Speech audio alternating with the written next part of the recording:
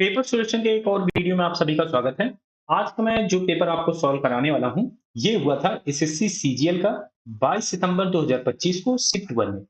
तो इसका मैं मैथ का डिटेल में सॉल्यूशन कराऊंगा और ये जो भी सॉल्यूशन मैं आपको कराऊंगा, वो शॉर्ट ट्रिक से ऑप्शन एलिमिनेशन टेक्निक जो भी यूज होगी वो मैं आपको बताऊंगा और जो स्मार्ट अप्रोच लगना है एग्जाम में वो भी आपको बताऊंगा। तो ये वीडियो आपके लिए बहुत ही इंपॉर्टेंट होने वाले हैं।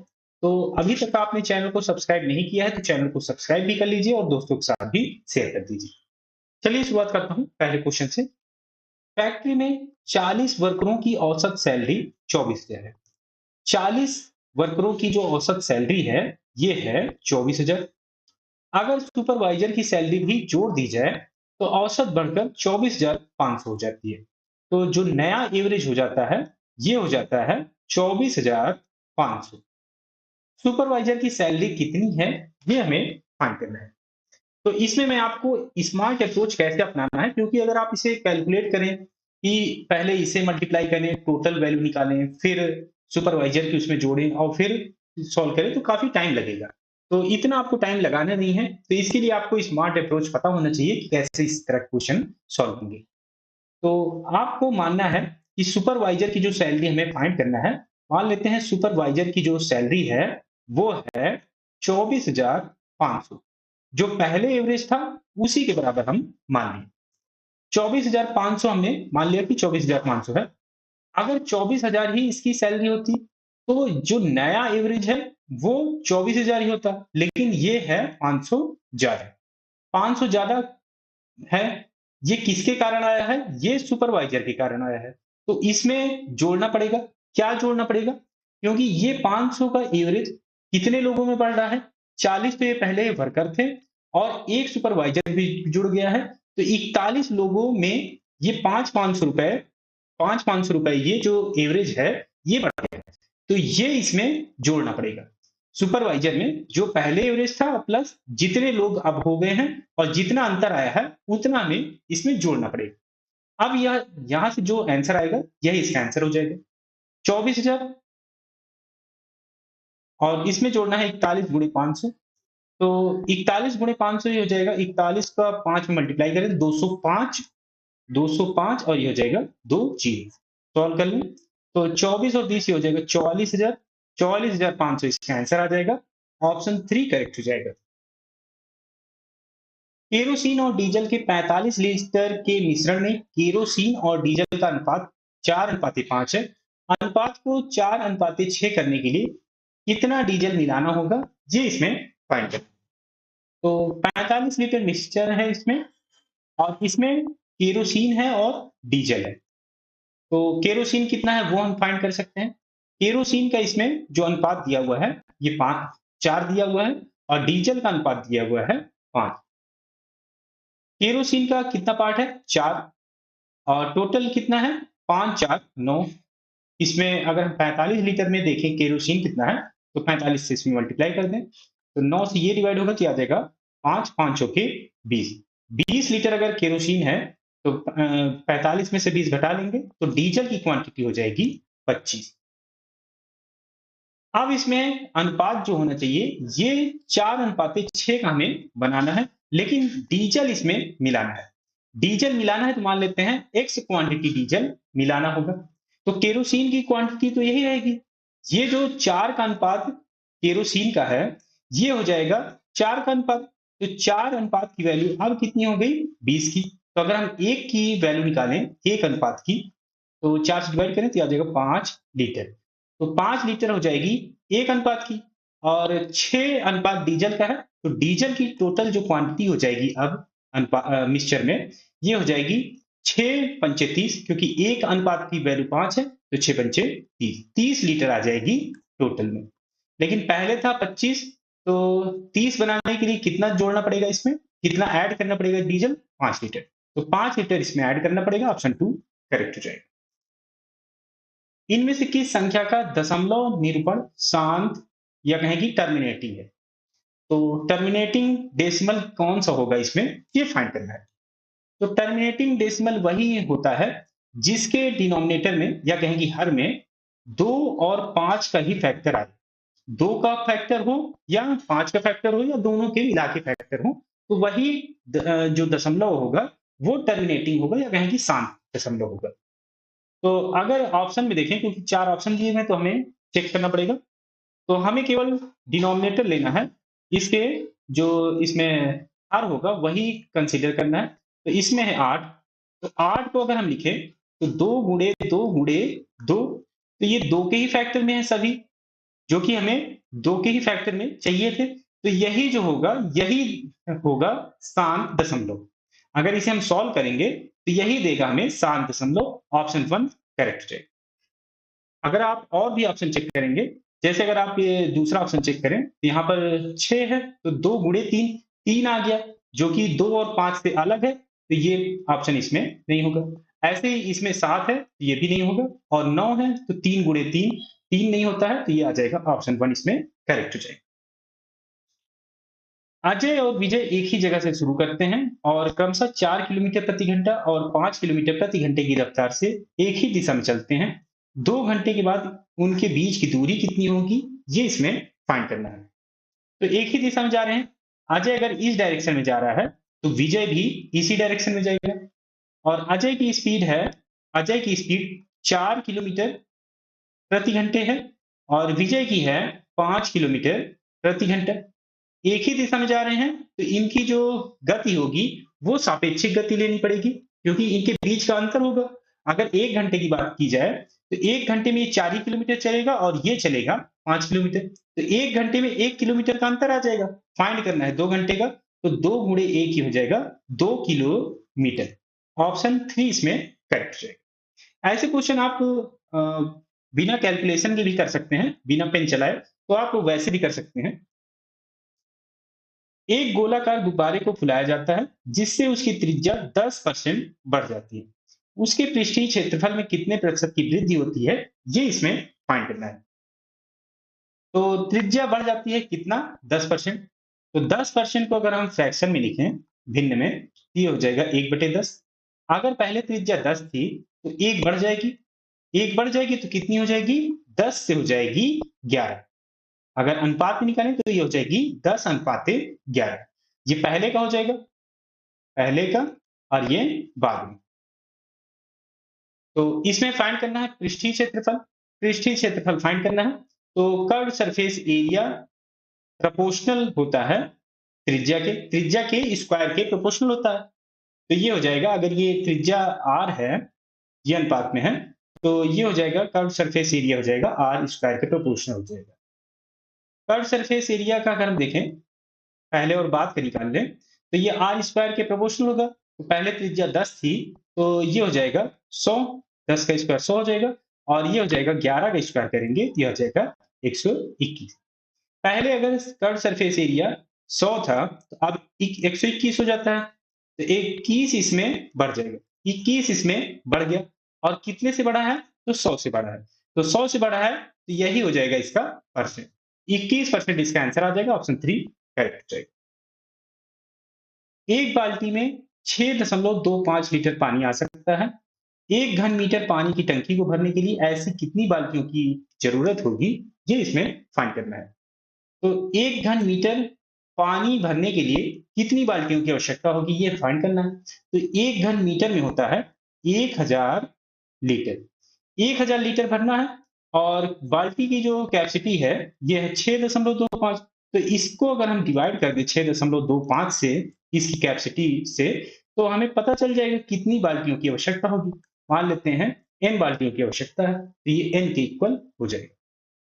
तो ये लीटर है, इसमें लीटर लिखने की जरूरत नहीं है। अब 6.25 से हमें इसमें डिवाइड करना है 1000 को। तो इसे मैं पूर्णांक बना के करूंगा, क्योंकि आसान हो जाएगा उसे सॉल्व करना। 4 से ऊपर मल्टीप्लाई कर लें, तो 4 से नीचे मल्टीप्लाई कर दें, तो 4 गुणे 6.25 हो जाएगा 25। 1000 ऐसे ही रख दें, क्योंकि 1000 को डिवाइड करना आसान हो जाएगा 25 से। 25 चौके 100, तो ये आ जाएगा 40। 40 गुणे 4, तो ये हो जाएगा 160। 160 बाल्टी की आवश्यकता होगी, ऑप्शन 2 करेक्ट। ए और बी ने क्रमशः 75,000 रुपए और 45,000 रुपए लगाकर एक बिजनेस शुरू किया। 3 महीने के बाद सी 60,000 रुपए के साथ शामिल हो गया। साल के आखिर में 40,000 रुपए लगभग बताया गया है। मुनाफे में सी का हिस्सा कितना होगा, ये इसमें फाइंड करना है। साझेदारी का क्वेश्चन है, तो साझेदारी में जो भी साझा किया जाता है, जो प्रॉफिट होता है, वो प्रोपोर्शनल होता है इन्वेस्टमेंट इनटू टाइम। निवेश और समय का जो मल्टीप्लिकेशन होगा, गुणा होगा, उसके रेशियो में ये प्रॉफिट बांटा जाता है।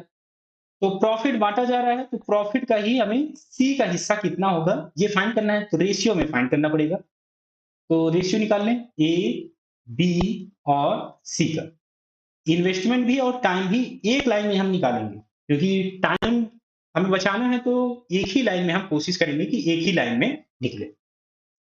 तो जो भी इसमें निवेश दिया हुआ है या कहें कि इन्वेस्टमेंट दिया हुआ है, तो देखें कि 75,000, 45,000 और 60,000। तो आसान बनाना है, तो इसमें अगर आप देखें तो 15,000 से हम सभी को डिवाइड कर सकते हैं, क्योंकि रेशियो लेना है तो कोई फर्क नहीं पड़ता कि हम कितना ले रहे हैं। 15,000 से अगर हम डिवाइड कर दें तो ये आ जाएगा 5, 15,000 से इसे डिवाइड करें तो ये आ जाएगा 3 और इसे डिवाइड करें तो ये आ जाएगा 4। अब हम यही वैल्यू लिखेंगे, 5, 3 और 4। इस रेशियो में जो निवेश है वो किया जा रहा है। समय और इसमें शामिल कर लें, क्योंकि समय का मल्टीप्लिकेशन भी इसमें करना पड़ेगा, तभी हम रेशियो निकाल सकते हैं। तो समय कितना ले रहे हैं? 3 महीने के बाद सी आता है और साल के आखिर में लाभ बाँटा जा रहा है। तो 12 महीने तो ए शामिल रहा और 12 महीने बी शामिल रहा। तो 12 से इसमें मल्टीप्लाई हो जाएगा, इन्वेस्टमेंट और टाइम का रेशियो निकालने के लिए। 12 से इसमें भी मल्टीप्लाई हो जाएगा, लेकिन ये आ रहा है 3 महीने के बाद, तो 12 में 3 कम हो जाएगा, तो ये केवल रहा है 9 महीने। अब हम रेशियो निकाल सकते हैं इसमें। तो अगर इसमें देखें तो 12 यहाँ कॉमन है, 12 यहाँ कॉमन है, 12 यहाँ से भी हम कॉमन निकाल सकते हैं। 4 3 12, 3 यहाँ पे बच जाएगा, 12 से ये कैंसिल हो जाएगा। तो रेशियो आ जाएगा 5:3:3, ये रेशियो हो जाएगा। तो सी का हिस्सा निकालना है, तो सी का हिस्सा आ जाएगा 3 भाग। कितने में से आया है? 5, 3 8 और 3 11, 11 में से 3 भाग सी को मिलेगा। टोटल जो प्रॉफिट है ये है 40,000, 40,000। और जो वैल्यू है थोड़ा-सा यहाँ भी पास में है और यहाँ भी पास में है, तो इसको हम निकालना पड़ेगा। तो 4 3 12, ये हो जाएगा 1,20,000 और डिवाइड करना है 11 से। तो अगर हम ये देखें तो 11 11 में 121 होता है, तो 11,000 से थोड़ी-सी वैल्यू कम आएगी। 11,000 से थोड़ी-सी वैल्यू किसमें कम है? ये 10,100 है और ये है लगभग 10,900। यही ऑप्शन 1 करेक्ट हो जाएगा, हमें एग्जैक्ट वैल्यू निकालने की जरूरत नहीं है। दो संख्याओं का अनुपात 6:5 है। यदि उनके बीच का अंतर 11 है, तो संख्याएं क्या होंगी? ये इसमें फाइंड करना है। इसमें एक्स मानने की जरूरत नहीं है, क्योंकि अगर आप देखें तो 6:5 का अनुपात है, तो एक अनुपात अगर हम डिफरेंस, क्योंकि डिफरेंस यहाँ पे दिया हुआ कि डिफरेंस जो है इनका अंतर जो है वो 11 है, तो अनुपात में अंतर देखें, 6 अनुपात इसका, 5 अनुपात इसका, तो एक अनुपात की वैल्यू क्या आ जाएगी? एक अनुपात की वैल्यू आ जाएगी 11।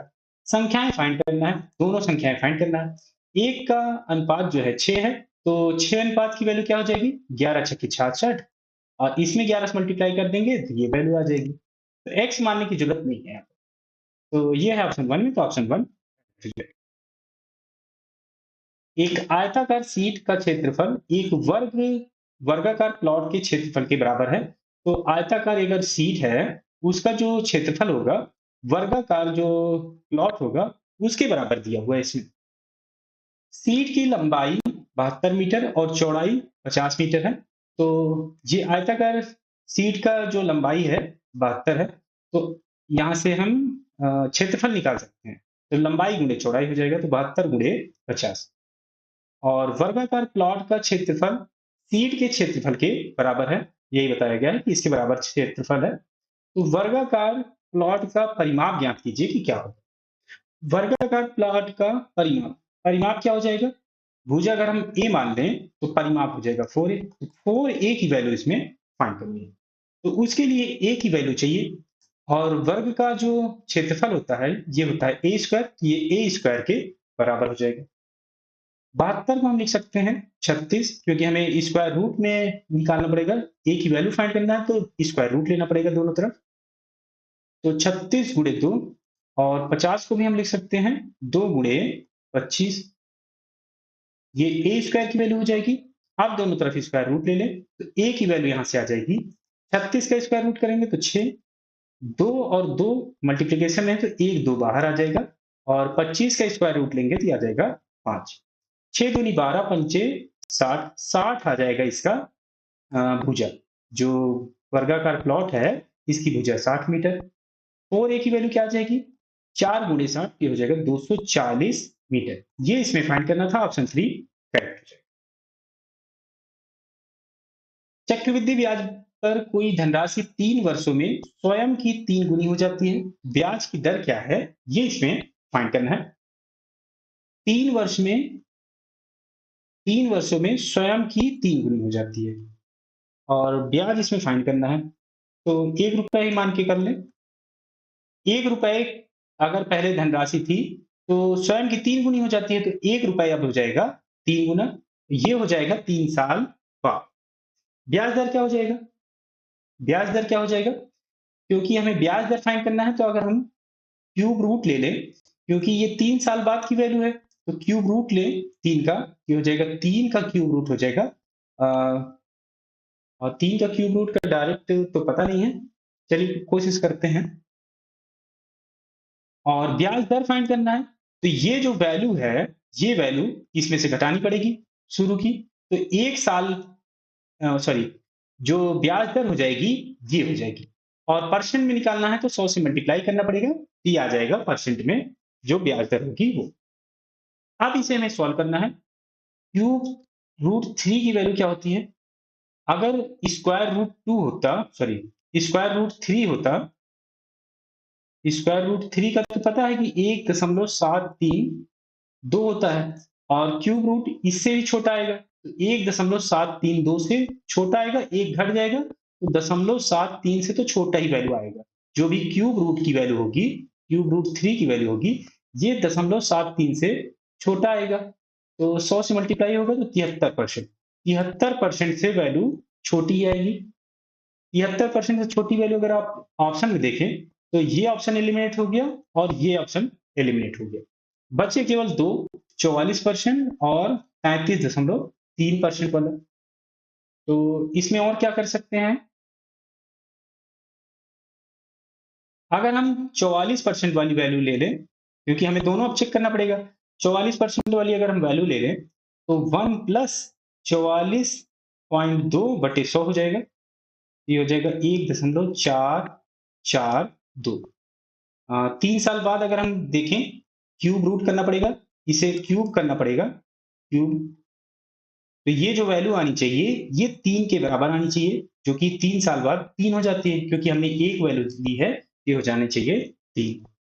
तो 14 का क्यूब क्या होता है, 14 का क्यूब होता है 2744, और 0.42 और है इसमें, तो ये लगभग आएगी, लगभग जो वैल्यू आएगी ये 3000 के लगभग आएगी, और दशमलव है तो लगभग यहाँ पे दशमलव लग जाएगा यहाँ पर, तो वैल्यू जो आएगी 3 आएगी। तो 44.42, नहीं सॉरी, 44.2% ही इसका आंसर आ जाएगा, ऑप्शन 1 करेक्ट हो जाएगा।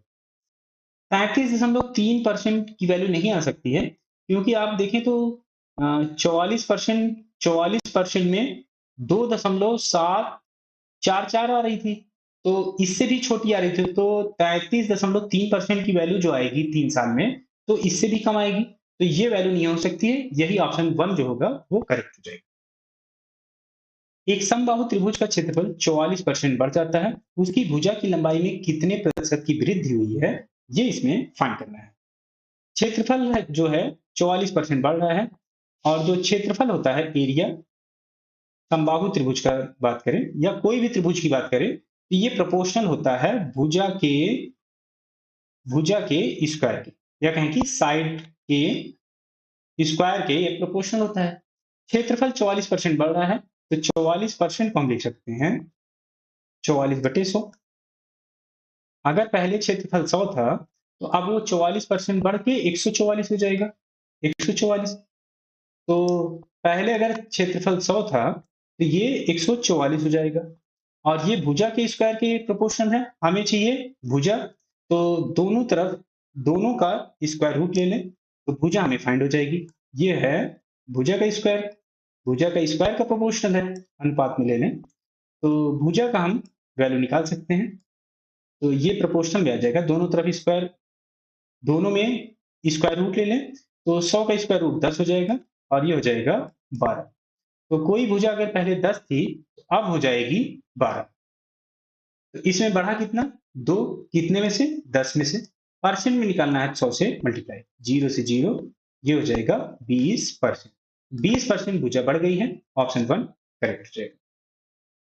किसी संख्या के 20% और उसी संख्या के 10% के बीच का अंतर 120 है, तो वह संख्या क्या है, ये फाइंड करना है। 20% और 10% के बीच का अंतर 120 दिया हुआ है। तो अगर हम देखें तो 20% और 10% का जो अंतर दिया हुआ है इसमें 120 है। तो 20% में 10% घटाएं तो 10% की जो वैल्यू है ये 120 है। और संख्या फाइंड करना है, तो संख्या कितनी हो जाएगी? 100% की वैल्यू निकाल लें, यही हो जाएगी संख्या। तो 10 से इधर मल्टीप्लाई करना पड़ेगा इसमें, तो 10 से इधर भी मल्टीप्लाई कर दें तो वैल्यू फाइंड हो जाएगी, ये हो जाएगा 1200। तो जो संख्या होगी वो हो जाएगी 1200, ऑप्शन 3 करेक्ट हो जाएगा। एक आदमी 4500 रुपए में एक जैसी 3 घड़ियां खरीदता है, तो 4500 में 3 घड़ियां, 3 वॉच उसने परचेज किया है। वह उन्हें क्रमशः 1800, 1700 और 1600 रुपए में बेचता है, तो कुल लाभ या हानि क्या है, ये फाइंड करना है। तो खरीदा है 4500 में और उन्हें बेच रहा है 18, 17, 35, 35 और 16 हो जाएगा 4100, 5100 सॉरी, 5100 में बेच रहा है, तो प्रॉफिट ही होगा। 4500 में खरीद रहा है तो 5100 में बेच रहा है, तो इनका अंतर ले ले तो आ जाएगा 600, तो 600 रुपए का प्रॉफिट होगा। ऑप्शन 4 करेक्ट हो जाएगा। बहुत ही आसान सा क्वेश्चन था। 35 आदमी किसी काम को 8 दिनों में कर सकते हैं। 16 आदमियों को उस काम का 4 गुना काम करने में कितना समय लगेगा, यह पता लगाएं। तो टाइम एंड वर्क का क्वेश्चन है, तो इसमें एमडीएच का फार्मूला लगा दें। M1D1H1 equal to M2D2H2। Hour में टाइम नहीं दिया हुआ है, तो आवर H1 वाला और H2 इसमें से हट जाएगा। लेकिन यहाँ पर जो काम दिया हुआ है कि 4 गुना काम हो जाता है, तो इसमें W1 और W2 ऐड करना पड़ेगा। जो वर्क होगा वो अपॉन में आ जाएगा। तो ऐसे ये फार्मूला मॉडिफाई हो जाएगा। अब इसमें हम फार्मूला में वैल्यू रख दें। 35 आदमी थे, तो M1 की वैल्यू आ जाएगी 35। 8 दिन में कर रहे थे, तो 8 से मल्टीप्लाई। अब 16 आदमी, ये हो जाएगा M2 की वैल्यू 16। 4 गुना काम है। पहले अगर 1 गुना काम था, मतलब W1 अगर 1 था, तो W2 है 4। करने में कितना समय लगेगा? D2 इसमें फाइंड करना है। केवल एक ही अननोन है, तो आसानी से हम निकाल सकते हैं। 8 से ये डिवाइड होगा तो आ जाएगा 2, 2 से ये कटेगा 2, क्रॉस मल्टीप्लाई करते हैं तो D2 की वैल्यू आ जाएगी 70। तो 70 दिन में काम कंप्लीट हो जाएगा, ऑप्शन 1 करेक्ट हो जाएगा। धवल और धीरज किसी मिलकर किसी काम को 12 दिनों में कर सकते हैं। धवल और धीरज, धीरज को DH से लिख दें। ये 12 दिन में काम कंप्लीट कर रहे हैं दोनों मिलके। धवल अकेले उस काम को 20 दिनों में कर सकता है। धवल को D से लिखा था, ये काम कर रहा है 20 दिन में। धीरज अकेले उस काम को कितने दिनों में कर सकता है, ये फाइंड करना है। तो टाइम हमें फाइंड करना है, धीरज का टाइम हमें फाइंड करना है। तो टोटल वर्क निकाल लें, क्योंकि समय दिया हुआ है तो हम टोटल वर्क निकाल सकते हैं। तो 12 और 20 का एलसीएम ले लें तो टोटल वर्क आ जाएगा। तो 12 और 20 60 हो जाएगा इसका एलसीएम। इफिशियंसी निकाल लें, तो 12 से डिवाइड करें तो आ जाएगा 5 और 20 से इसे डिवाइड करें तो आ जाएगा 3। तो धवल जो है एक दिन में 3 काम करता है, तो धवल और धीरज मिल के काम करेंगे 5 काम। 5 काम दोनों मिलके करते हैं। धवल जो है 3 काम अकेला ही कर देता है। तो धवल का अगर हम 3 काम यहाँ में देखें, तो 3 काम अगर ये करता है, टोटल 5 काम होता है, तो धीरज करेगा 2 काम। टोटल 60 काम है। तो टाइम हम निकाल सकते हैं अब धीरज का।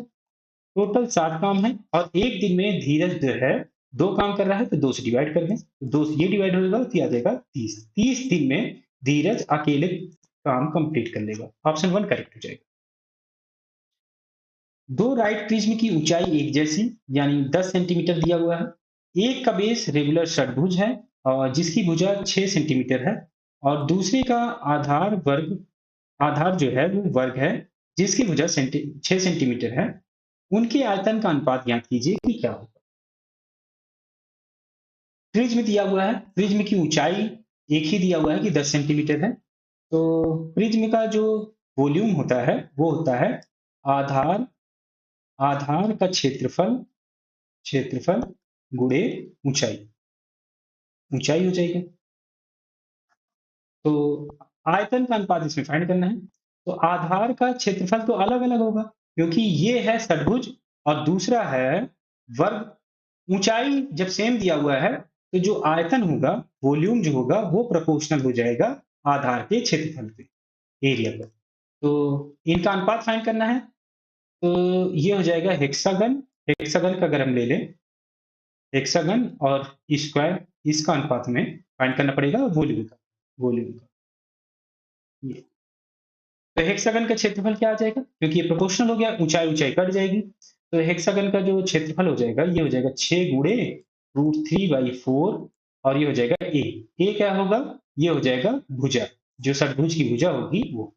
तो 6 दिया हुआ है तो 6 का स्क्वायर, और स्क्वायर का क्षेत्रफल क्या होगा, ये भी हो जाएगा भुजा का स्क्वायर। ये हो जाएगा भुजा का स्क्वायर, यहाँ भी भुजा जो है 6 दिया हुआ है, ये हो जाएगा 6 स्क्वायर। 6 स्क्वायर से 6 स्क्वायर कैंसिल हो जाएगा। तो 2 से हम डिवाइड कर सकते हैं तो आ जाएगा 2, और ये हो जाएगा 3। ये हो जाएगा 3√3, और ये 2 नीचे बचा हुआ था तो ये आ जाएगा 2। तो अनुपात में हम लिखें, ये हो जाएगा ऑप्शन 2 में करेक्ट। साइन ए की वैल्यू दिया हुआ है 5/13, और ए दूसरे चतुर्थांश में दिया हुआ है। तो साइन ए इंटू सेक ए का मान क्या होगा, ये फाइंड करना है। साइन ए सेक ए क्या हो जाएगा, साइन ए सेक ए को लिख सकते हैं हम 1/cos A. Sign A upon cos A क्या हो जाएगा, tan। tan ए की वैल्यू इसमें फाइंड करनी है। साइन ए की वैल्यू क्या दी हुई है, 5/13, और ये दूसरे चतुर्थांश में है। tan ए की वैल्यू जो होती है दूसरे चतुर्थांश में, वो निगेटिव होगी, निगेटिव। और अगर आप ऑप्शन में देखें तो ये निगेटिव केवल एक ही वैल्यू जो दी हुई है ऑप्शन 2 में, तो हमें वैल्यू निकालने की भी जरूरत नहीं है, केवल हम यही देख सकते हैं कि tan ए की वैल्यू निगेटिव आएगी, तो यही ऑप्शन 2 करेक्ट हो जाएगा। हमें वैल्यू निकालने की जरूरत इसमें नहीं पड़ेगी। 1, 2 और 4, 6 को जोड़ने वाले रेखाखंड की लंबाई क्या है, ये फाइंड करना है। तो रेखाखंड की लंबाई फाइंड करना है, 2 पॉइंट दिए हुए हैं। तो ये हो जाएगा फार्मूला x2 माइनस x1 का whole square plus y2 minus y1 का होल स्क्वायर हो जाएगा। इसमें वैल्यू रख दें। x2 क्या हो जाएगा, x2 हो जाएगा यहाँ से 4, 4 में से 1 जाएगा, 3 का स्क्वायर हो जाएगा, और प्लस y2 ये हो जाएगा 6, और 6 में से 2 जाएगा तो ये आ जाएगा 4, 4 का स्क्वायर। 3 का स्क्वायर 9, और 4 का स्क्वायर 16, 16 में 25, 25 का स्क्वायर रूट निकालेंगे तो ये आ जाएगा 5, 5 इसकी वैल्यू आ जाएगी। Option 1 correct. त्रिभुज एबीसी में भुजा बीसी को बिंदु डी तक बढ़ाया गया। तो एक त्रिभुज ड्रा कर लें ऐसे, बीसी को बढ़ाया जा रहा है तो बीसी यहाँ पे ले लें, बीसी को बढ़ाना है ऐसे, बीसी, ये हो जाएगा ए। सी पर बना बाहरी कोण, सी पर ये बाहरी कोण बन रहा है, ये दिया हुआ है 105 डिग्री, ये हो जाएगा 105 डिग्री। ए और बी पर बने आंतरिक कोणों का अनुपात 2:5 है। आंतरिक कोण बन रहे हैं, ए और बी पर बने आंतरिक कोणों का अनुपात, ये आंतरिक कोण बनेंगे, ये ए और बी के, इनका अनुपात दिया हुआ है कि 2:5 है। 2:5 दिया हुआ है। तो त्रिभुज के सबसे बड़े कोण का माप क्या है, ये इसमें फाइंड करना है।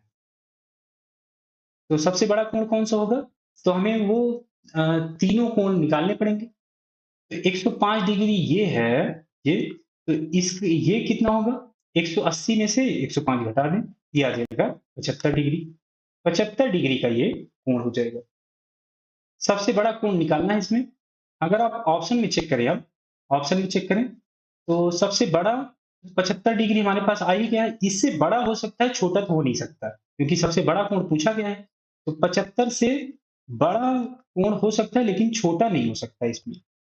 तो अगर ऑप्शन में देखें तो 30 डिग्री तो ऑप्शन में 30 डिग्री तो इसका आंसर नहीं होगा, ना 15 डिग्री होगा। तो या तो हो सकता है 75 डिग्री, या तो हो सकता है 105 डिग्री। अब ये 75 डिग्री है, तो इन दोनों का जो एडिशन होगा, इन दो कोणों का जो एडिशन होगा, वो 105 डिग्री के बराबर होना चाहिए। 105 डिग्री के बराबर होना चाहिए। तो अगर एक कोण जो है, इन दोनों का जो एडिशन दिया हुआ है, ए प्लस बी कोण का एडिशन जो है 105 डिग्री है, तो सबसे बड़ा कोण 105 डिग्री तो हो ही नहीं सकता है, क्योंकि एक कोण अगर 1 डिग्री का भी मान लें, 1 सेकंड के लिए अगर हम 1 डिग्री का भी मान लें, तो ये कोण हो जाएगा 104 डिग्री। 104 डिग्री, जबकि यहाँ पर ऑप्शन 105 डिग्री का ही है, तो ये 105 डिग्री तो नहीं होने वाला है, क्योंकि ये दो कोण का एडिशन है, तो यही होगा 75 डिग्री। केवल एक ही ऑप्शन एलिमिनेट होने से बच गया है, तो यही ऑप्शन 2 करेक्ट हो जाएगा। हमें एग्जैक्ट वैल्यू निकालने की जरूरत इसमें नहीं पड़ेगी। दो त्रिभुजों एबीसी और डीईएफ पर विचार करें। बताया गया है कि दोनों त्रिभुज एक दूसरे के सर्वांशक।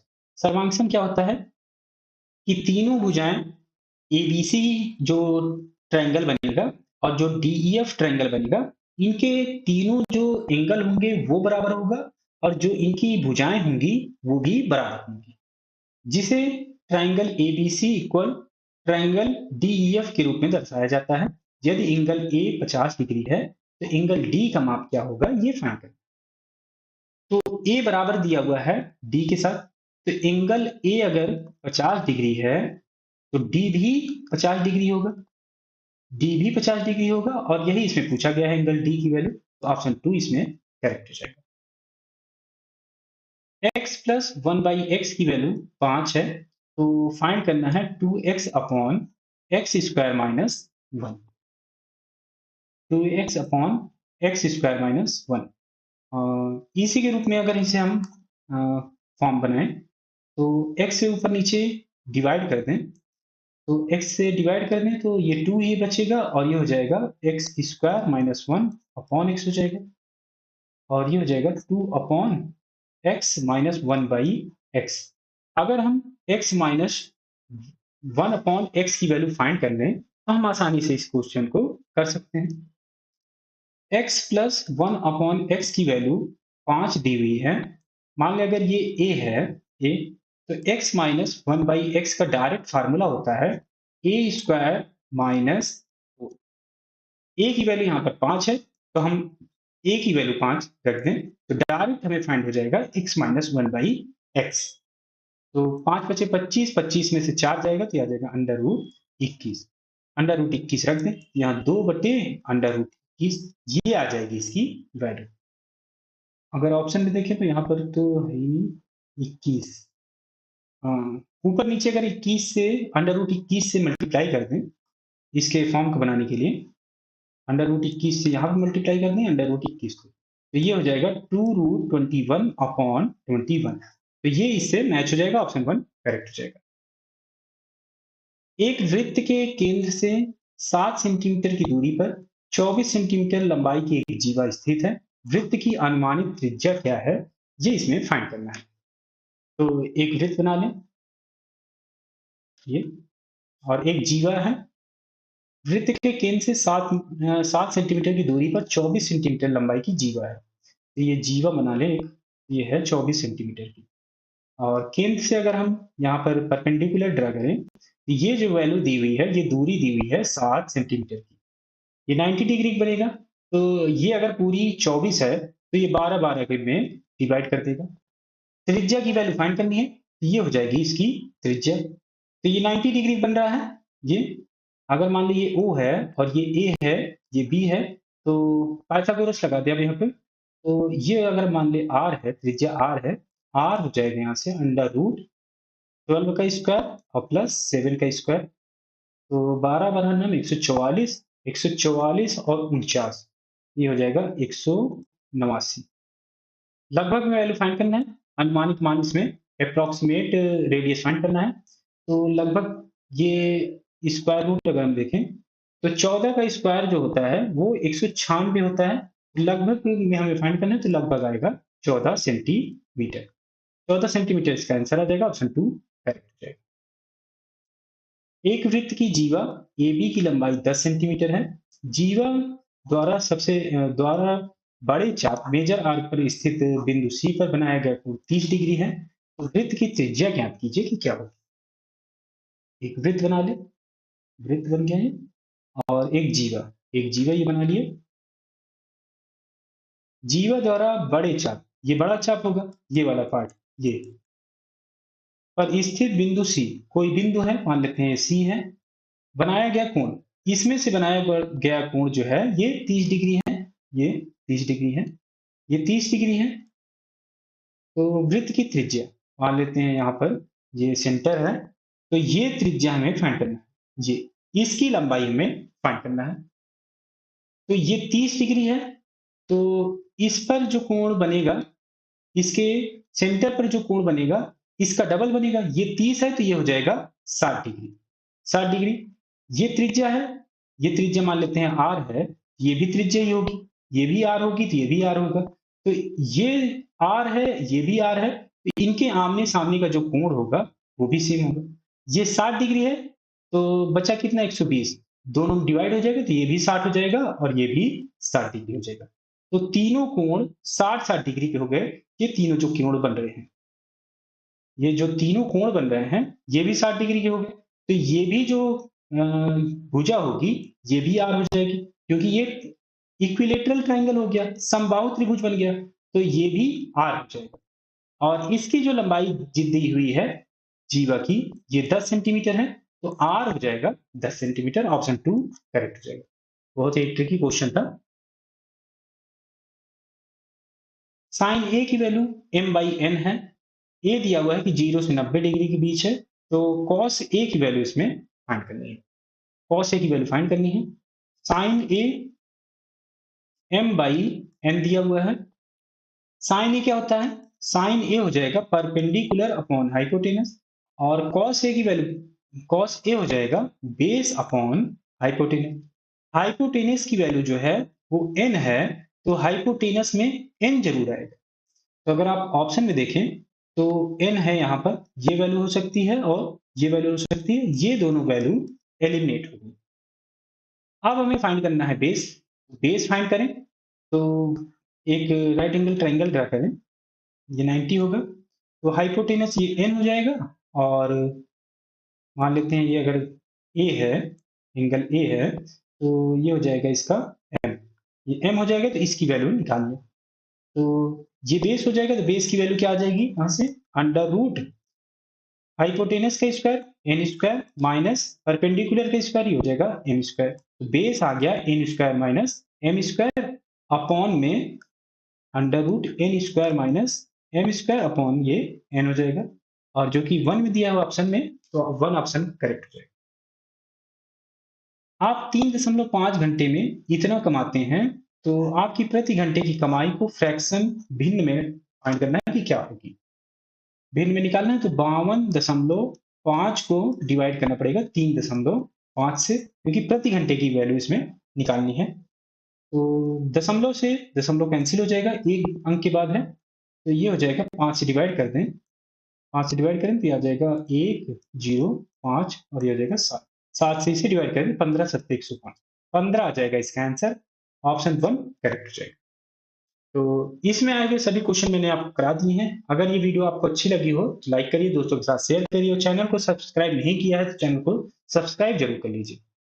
मिलते हैं एक नए वीडियो के साथ, तब तक आप ऐसे ही क्वेश्चन की प्रैक्टिस करिए, और किसी भी क्वेश्चन में कोई डाउट है या कुछ और पूछना है तो आप कमेंट करके जरूर पूछिएगा।